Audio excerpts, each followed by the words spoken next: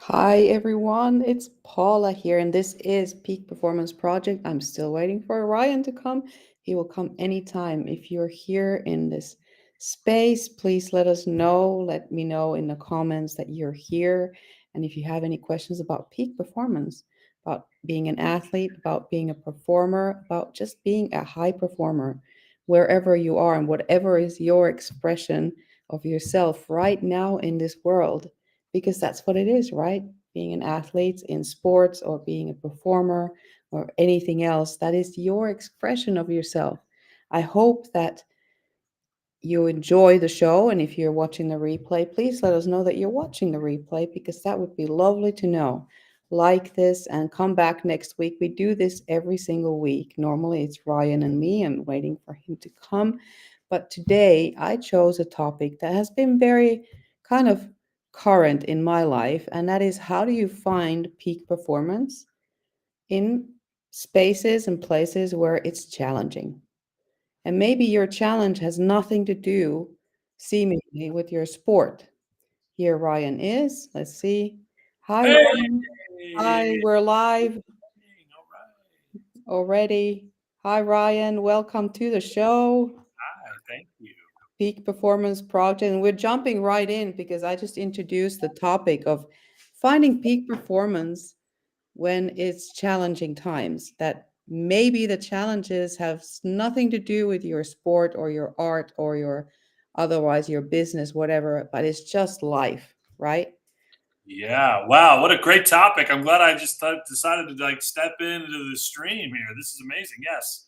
Like especially when you have things that come out of nowhere, kind of like left field or right field, right? I mean, that's amazing. And we have those happen and we don't even realize we're getting slapped in the face sometimes by something that's not even part of our athleticism or our leadership.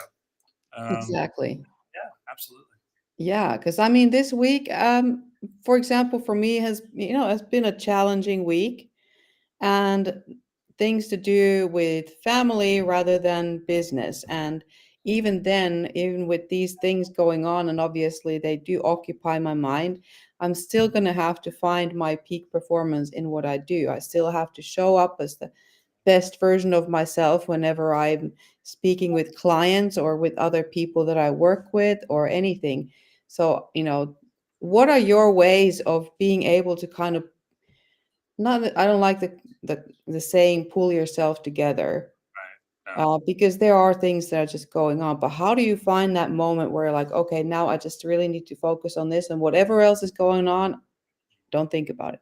Yeah, that's a great question. I'll give the viewers a little bit of insight here. I'm going to share something with you. So this week, I had a illness scare in my family. I had a summons given to me for my business to appear in court, and I think I also had to fire a client. So all of those things happened in the middle of having 35 to 40 clients, and then also in my consulting, meeting with new coaching clients. So what do I do?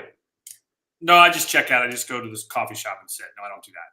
So what I do is I have to really ask myself in advance what would I do in those moments and practice it. So it's almost as if I have to take breathing mechanisms in the middle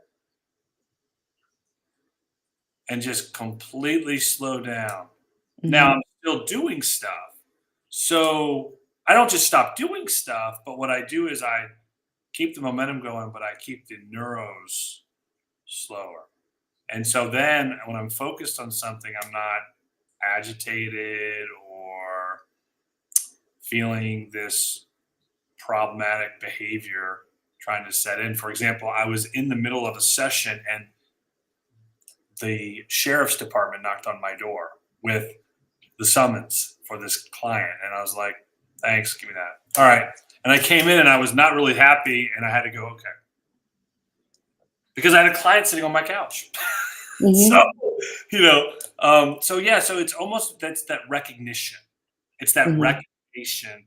And people say, well, I don't know how to do that. Well, a lot of people don't know how to do it. They need to be taught how to do it. They need to be shown how to do it. And I didn't know how to do it either. So I'm learning how just to, Hmm. right? That's kind of one of the things I do. There's several others. How about you? What do you do? Well, several things as well. And one of the things is like sometimes when things are going on, I have a hard time sleeping. And if I wake up, those things, whatever they're going on, going to enter my mind. Okay. And then what works for me, and I've practiced this, so this does take some practice, but I actually tell myself, like, not now is not the time. Like, Mm, stop. I'm yeah. telling my own mind to stop. This is not the time. 2:30 a.m., not the time to ponder upon things that are circumstances or issues that are going on. This is the wrong timing. So, and often it works. If I catch it right when it starts Mhm. and it wakes me up and I tell, no, stop, not the right time. Right. Sure. Sure. So And you then, almost have a discussion with it. You have a yeah, discussion with it. You yeah, have a conversation with it as simply as you can. You don't have a deep yes, conversation with it. You just kind of, it's kind of like a bad neighbor or maybe a coworker that kind of gets on your nerves, the water cooler. You're like, okay, I gotta go. Right. So yeah. Is that kind of what you're saying? yeah. And that often works. If it doesn't work, I might, write things down so I know, because, one of the fears that come to me in the night is like, what if I forget? What if I forget? Well, if I write it down, I won't forget. Right. Right. And Right. so then I do that. And usually by that time, it's been like, okay, now I'm calmed down. I'm able to go back to sleep. Yeah. Yeah. I think one of the things also that's really, really prevalent, especially for high profile performers and athletes and executives and people, leaders who are like all over the place, like you and I, and not all over the place in the wrong way, just we're just busy and we have a lot of things going on, a lot of things, our hands are in a lot of things, is writing down your intentionalities at the very beginning of the day. Mhm, And I think that's one of the things I do is I write down the intentions. If I have clients, if I have to like work on my book, if I'm, working out, I write it down and I try to write down no more than 6 to 8 things because if you write more than that down, two things are going to happen. You're going to forget and you're going to forget. And mhm, so, that's kind of one of the other things I do. And I think it's really, and it doesn't have to be like this organizational planner. I just, get a piece of paper, mhm. and write it on the back of the piece of paper and have it right next to your desk, Yes, you know, exactly. and And writing things down is very efficient. It's very absolutely, effective. Yeah. absolutely. And more than we know. And I think, Mhm, when you transfer stuff from your brain to a piece of paper, it's a representation that you're moving it. mhm, You're actively, engaging in it. I don't know how about you, but that's what helps with mhm. me. And so yeah, so hey, there's George, man. Thanks for Yeah, hi, George. Thank you. Great discussion. And what I actually wanted to say also about, because sometimes, we talk to athletes as well, and sometimes I do have athlete clients who are like, well, if there's something going on, it might actually become a distraction during practice or rehearsal or even during a game. And thus, these thoughts, I mean, our mind is complex and everything. So, it doesn't always pick a good time. And so if that happens and you feel like you're going somewhere else than being focused on in that moment, and it happens quite often, is like, how do you then get back to that moment? Like in that moment, you have to be able to let go of all the other thoughts and be able to come back and refocus on this moment so that you can perform. right, right. I know that in my training of my soccer team, or what they call in Europe football, and I understand that I played a long time, is the individuals, especially the guys that I was coaching. It's really important when we first start practice and a game that we have the same regimen. And this helps them be focused on what they're doing. So they'll run in line, they'll stretch, they'll do some ball work, and then they'll stop. And I'll say, Mhm, okay, make sure you understand where you are right now. Because mhm, I'll hear them come on the field. Oh, school today. I say, you're not at school. Okay, your girlfriend's not here, or she might be over there, but she's not here, right? And I say, let's work on being present right here. And then when they do that, they start to actually understand there's a game in front of them to play. And when they get on the field, that presence is still there. So they're not thinking about the last shot or the last mhm, this, or maybe they didn't mark this guy properly, or, and that's a tendency in athletics too. It's like, you shoot a shot. I don't know if you've ever seen this. You shoot a shot. My buddy Jermaine Jones, who played for the Sixers, would tell me this. You'd shoot a shot and you'd miss, and the guy would put his head down. mm. These are pros, and these guys are gone. The ball's down the court. Hmm. And meanwhile, you're up here moping in the corner, and your teammates are not happy, and you don't want to hear what they're going to say to you because it's not pleasant. But it's that mindset of, okay, I missed, let me go. Hmm. It's okay. It's not the end of the world. Yeah. Well, it's like, in performance, like in dance, you can't do that. If you are in the middle of a performance, you make a mistake, and even if everybody saw that even if you fall flat on your face, you can't stop. Music keeps going, everybody else keeps going. You just gotta have to get up and keep going because, Sure. nothing's gonna stop from there, and you just have to pretend like everything is nothing happened. Most of the times, mistakes are so small nobody ever notices. The audience for sure wouldn't notice because they don't know what you're supposed to do.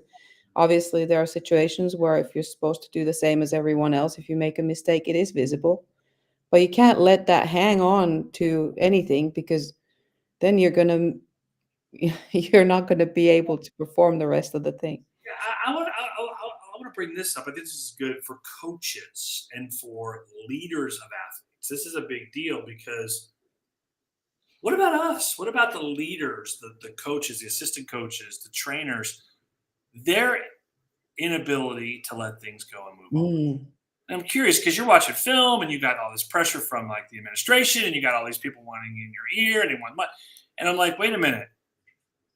When you leave a guy on the floor who misses 5 or 6 shots, and then the media is like, "Hey, take him out of the game," da, da, da, da, how do you handle that, right? Like, what do mhm, you do? Are you going to be congenial and do the right thing? And you might take him out, but how are you going to take him out? Are you going to explain to him why you're taking him out? Or are you going to make this a big mayhem, right? And I think mhm, coaches and leaders, and I've done this, I've made these mistakes. You get upset with a player, they talk back to you. I had a guy talk back to me during the season, very good athlete, terrible leader. And mhm, I was like, I was, oh my God, I was so mad. I was like, I'm going to kill this kid. And the ball went out of bounds. I went sub right away. I didn't even hesitate. I don't even know who I put in. I put him in. But when he came off, I made sure he sat on the bench before I said anything. mhm, Then I went over and sat on the bench with him. I said, don't ever do that to me again. That mhm, is disrespect. I could have just not said a word while how a lot of coaches do go about this and leave the player in an insecure state. mhm. Do you have anything on that? Have any thoughts on that Yeah, leadership? I mean, I think the right thing is like not to act out of emotions. Yeah. Take a breath, take whatever, and just calmly explain this is what happened, or ask, if it's the place and the time for that, and ask maybe afterwards if it's during a game, you might not be in that place and space to be able to ask them, what do you think happened or whatever. But have a conversation. The more communication and the more of just neutral space that can be there, which means no ego, which is kind of a tough one that we all need to work on, like for the all of our I lives. don't have an ego. I don't know what you're talking about. I mean, Why? I don't have an Of ego. I course mean, you don't. George, I don't have an ego. I mean, great discussion, right, George? I mean, Yeah, yeah. no You ego. have no ego. I know that, No Ryan. ego, no arrogance, nothing. I don't even know what that is. No, I'm just kidding. Yeah. Yeah. No, it's true. And so, what about the physiological part of this? Like, if we talked about the science of it, right? Like the science of the mind and the body. Mhm, How much effect do we have on ourselves when we are so downtrodden as a player, as an athlete, as a leader, as a business owner, as a mom, as a dad, compared to like if we were to be physiologically, in touch, right? And we understood that when we notice our body language feeling this way, we don't beat ourselves up, but we just continue through. mhm, I mean, I don't think people really understand the damage that does to someone. I mean, I'm curious about your dancing, for example.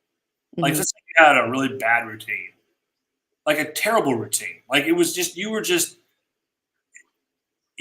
off, and you kept Yeah. going and going and going, right? And then you're in the locker room in the back, and the tendency is to do what at The that point? tendency is to blame yourself and be very critical. Okay, Unfortunately, that is the tendency, but now knowing what I know now, which I wish I had known then, but I didn't. But anyway, that's the reason why I do what I do now, is to then be able to like just first of all, if you can train yourself to a state to be able to instantly forgive yourself. sure. Instant forgiveness. I forgive myself. That was just bad. It didn't go well. I was totally off. I mean, yes, all of that, all you can do is just let go. Forgive yourself, let go. If you can, get to a state that you can actually start laughing at yourself for being just so ridiculously off. That's even better. If you can start laughing at yourself and be like, "Oh man, like that was like terrible." And you can that's a contagious thing. So everybody else is going to be like, "Oh yeah, it's not so bad. I mean, you just did a few mistakes and then, well, what do I learn from it? Well, next time before I start, I have to be more focused. Right. I have to visualize more.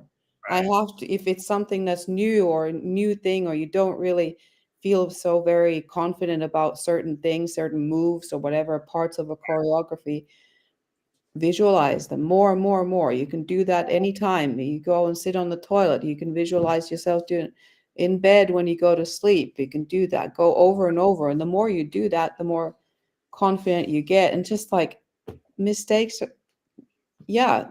Then well, next time you try not to do that.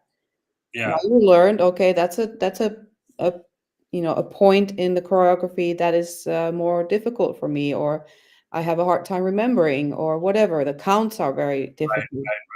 Well, Right. that's what I need to focus on, and then all the other stuff, and you train and rehearse and get over it. Yeah. Yeah. And I think for the people that are going to watch this recording or they're watching, of course, George, you can share it with the world. We love you, George. Share it with the world. Here's the deal: is there are ways and means to go about learning how to do these things, Mhm, and without doing those things, your identity becomes it becomes trapped outside of the athletic world. People think, oh, well, it's all about the athletics and what your academics and your job and your family, mhm, the way you treat your spouse or your relationship with your girlfriend or your buddies or whatever. It becomes an anomaly in that lane too. It doesn't just occupy your athleticism. You come off the field upset and mad and frustrated. You're going to share that with whoever comes in your path. mhm, You're a leader or a staff member or a coach, and you teach a class. I can guarantee if your team is 2-40, okay, and you're walking into class to teach sports management, you're not going to feel real motivated to teach the class, okay? mhm, You're going to feel some pain. So we want to let you guys know that that's kind of one of our things we're trying to do is establish these identities for coaches and for staffs and for athletes and for other people involved in the sports or world of, it could be entrepreneurship, business, it could be privacy, that there is a method to the peak performance project madness. mhm. So I don't know if you have anything to share on that. I thought I would just go ahead and give Yeah, that. that's something that we're putting together starting next year. We're going to come out and, offer these programs, which could be in any length of time. It could be any intensity, different groups of people. We like to serve teams of people, because then the impact is bigger. Sure. More people here initially, and those people will go to more people, and that's how the whole thing moves on. So it's not only about us being in contact with someone, but once someone gets the message about the peak performance methods, which is all about gathering tools, how do you go about getting into your peak performance, not just in one sport, but in everything in life. Like, it's all transferable. And so to build an identity that's not attached to one specific particular thing, but you know who you are, you're, calm and at peace with yourself, you're grounded, and all of these tools just going to help you stay mentally in a good place, physically in a good place, and spiritually, emotionally, all of those things in a much better place, a healthy place for you to be. And that's what we start offering next year, which is going to be coming very soon in 2 weeks. Coming up. It's coming up. Yeah, absolutely. And we're excited about it because we're looking to establish relationships with schools, primarily schools that want to influence their teams and their staffs and even their academic areas. We're looking for private schools. We're looking for charter schools. We're looking for schools that are focused on alternative methods of athletics and things. We learning and development. We're looking in the U.S. We're looking, pretty much anywhere that somebody wants to sit down and talk about how we can help change the dynamics of where they're at. With, Mhm, and, it could be a seminar, it could be a workshop, it could be, it could be online something. We mhm. don't. We're not against anything. We're an equal opportunity employer. So Yes. we'll be ready in January to share more about these services and products. I'm not sure when that'll be exactly, but we'll be coming to you from a live stream near you each week. So we'll There be we able to, go. so Yeah. yeah, yeah. This live stream happens every single week at the same time. It's like the Batman thing, same bat channel, whatever, bat time, whatever. Same bat time, same bat channel. That one, yes. That's right So, there. That's it. All right. yeah, so thank you, Ryan. You're welcome. Thank you for having me again. This has been amazing. I'm looking forward to what we're going to do in 2025 to Yeah, change the peak performance projects of your school, your university, your industry, and your organizations out there. exactly. Or even, performance projects. So, Absolutely. dance schools or in theater, music, all of those things is very relevant. So, Absolutely.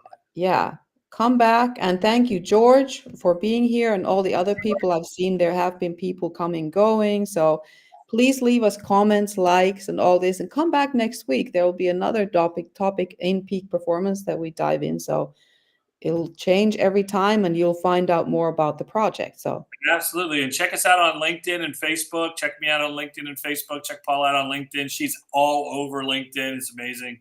Every time I turn it on, I think it's the Paula LinkedIn channel. So it's amazing. So yeah, awesome. yes, thank you. All right. Well, we'll see you next week and happy, whatever. If you're celebrating Christmas, Merry Christmas, whatever you celebrate Happy well. holidays. Happy holidays. Yes.